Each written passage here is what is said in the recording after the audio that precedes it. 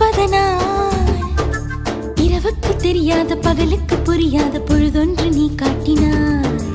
இதயத்தில் நீ இருப்பதனால் நான் தூங்கும் நேரத்தில் என்னுள்ளே தூங்காமல் நெஞ்சுக்குள் வாயாடினாய். கண்ணாடி நீ கடிகாரம் நான் உன்னுள்ளே ஓடோடி வாழ்வே. காதல் எனும் கடுதாசி நீ என்றென்றும் அன்புடன் நான்